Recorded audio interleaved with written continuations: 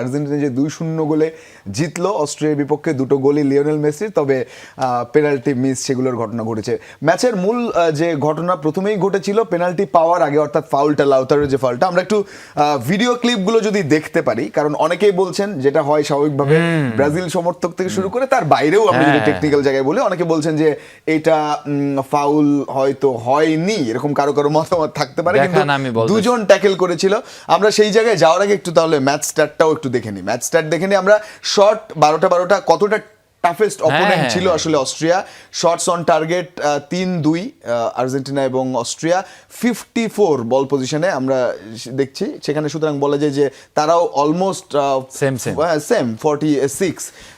Passes 539, 440, 90% pass accuracy, যেখানে আর্জেন্টিনার ওদেরও 87%। ইয়েলো কার্ডও দুটো, রেড কার্ড ছিল না, তবে অফসাইড দুটো আর্জেন্টিনা রয়েছে এবং কর্নার 3টা পেয়েছিল অস্ট্রিয়া, একটা পেয়েছে আর্জেন্টিনা। তবে হ্যাঁ, এই যে ফাউল করেছে 13টা, কিন্তু কতটা ফিজিক্যাল গেমও হয়েছে বোঝা যায়, একটা সমানে সমানে টক্কর হয়েছে নিশ্চয়ই। কালকে আসলে লিটারেলি আপনার অস্ট্রিয়ার প্লেয়াররা কান্না করতেছিল মাঠে। আপনি হয়তো বা দেখছেন যে ফার্নান্দেস, ম্যাকালিস্টার, রড্রিগো দি পল, এখান দিয়ে মলিনা, তো ওদের যে ট্যাকেলগুলো ছিল কালকে আপনার মানে শব্দ হচ্ছিল। বড় স্ক্রিনে কালকে খেলা দেখেছি, আসলে যে সাউন্ডটা এটা আসলে রিয়েল মনে হয়েছিল, মনে হচ্ছিল মাঠে।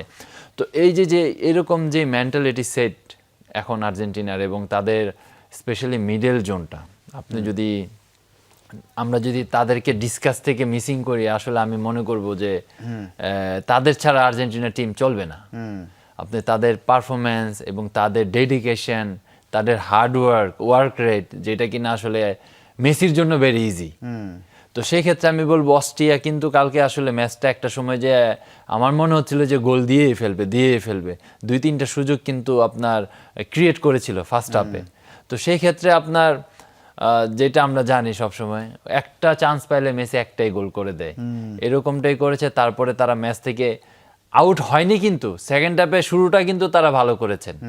আর একদম ম্যাচের শেষ মোমেন্টে যায় মেসির সেকেন্ড গোল, আসলে ওই সব জায়গা থেকে আপনার মেসির পায়ে ঘুরে ফিরে বল আসে, এটা আমরা দেখেছি। কিন্তু ওভারঅল আর্জেন্টিনা খুবই ভালো খেলছে একেবারে। আমরা মেসি ভার্সেস অস্ট্রিয়াও দেখতে পারি, কারণ মেসি আসলে যেটা করেছে অস্ট্রিয়ার সঙ্গে সেটা আবার আলাদা একটা ডিবেট হতে পারে। লিওনেল মেসি ভার্সেস অস্ট্রিয়া, বল টাচেস 71, তিনি 90 মিনিটস ফুটবল খেলেছেন পুরো মাঠ জুড়ে, দুটো গোল, এক্সপেক্টিং গোলও সেই দুটোর কাছাকাছি 1.8 অন, 7টা শট, 4টা অন টার্গেট, গোল হয়নি। দ্বিতীয় গোলের সময়ই তো কতবার অন টার্গেট হলো, একাধিকবার আমরা 2 বিগ চান্সেস ক্রিয়েটেড দেখছি, সাকসেসফুল ড্রিবলও 4টার মধ্যে 3টা, ডুয়েলসও 15টার মধ্যে 9টা তিনি জিতেছেন, ট্যাকলস 2 এবং 9.2 সোফা স্কোর রেটিং, এবং সেটা প্রথম ম্যাচে 10-এর পর 9.2, অর্থাৎ মেসি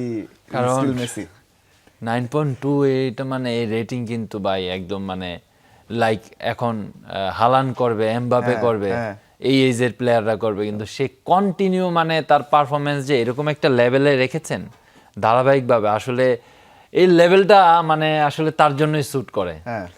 ইভেন দো আপনি যদি যত কিছু দেখাইলেন, আসলে 71টা টাচ করা এটা কিন্তু চারটিখানি ব্যাপার না, এবং কালকে এক্সট্রা এফোর্ট তার দেয়া লেগেছে, যেটা আলজেরিয়া ম্যাচে লাগেনি। অস্ট্রিয়া বলেই তাকে এক্সট্রা এফোর্ট দেয়া লেগেছে। কিন্তু এটা একটা আর্জেন্টিনার জন্য, ধরেন এটা আমার কাছে মনে হয়েছে একটা বড় ম্যাচ, এবং অস্ট্রিয়ার সাথে খেলাটা তাদের জন্য খুবই ভালো হয়েছে। আপনি দেখেছেন যে আফটার দ্য ম্যাচ স্কোলানি কিন্তু ডাইরেক্ট ড্রেসিং রুমে চলে গেছে, হয়তো তার মাথায় কি কাজ করেছে বা এখন থেকেই কোন ধরনের প্ল্যান সেট করবে, এটা কিন্তু আসলে আমরা গত ওয়ার্ল্ড কাপেও দেখেছি। এটা কিন্তু আসলে আমার কাছে খুবই ভালো লেগেছে এই সেকেন্ড রাউন্ডে, ধরেন।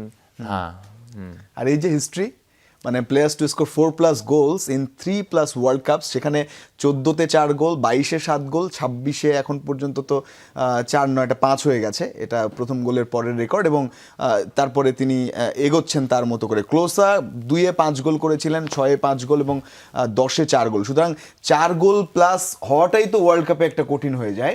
সেখানে লিওনেল মেসির টানা সেই 14 থেকে 14, 22 এবং 26 যেভাবে তিনি 7 গোল, 5 গোল, এবারে 4 গোল করছেন টুর্নামেন্টে, এটা আসলে world time leading world cup goal scorer. সেটা তো 16 পেরিয়ে 17 পেরিয়ে 18তে অলরেডি চলে গেছে। আসলে এটা আমার কাছে মনে হয় যে মানে সব মানসিক ভাব এবং মেন্টাল সেট যে কিনা আপনার যে আমি পারবো, আমি কেন পারবো না, এরকম চিন্তা ভাবনা, এবং তার সাথে আপনার ধরেন যে আসলে তার যে ডেডিকেশন এবং তার যে ভালোবাসা ফুটবলের প্রতি, এটা আসলে মানে সে, মানে আমি অ্যাজ এ প্লেয়ার বলতে পারি যে সে আর কি এতটাই ভালোবাসে ফুটবলকে, এত মানে এর জন্যই সবকিছু পসিবল।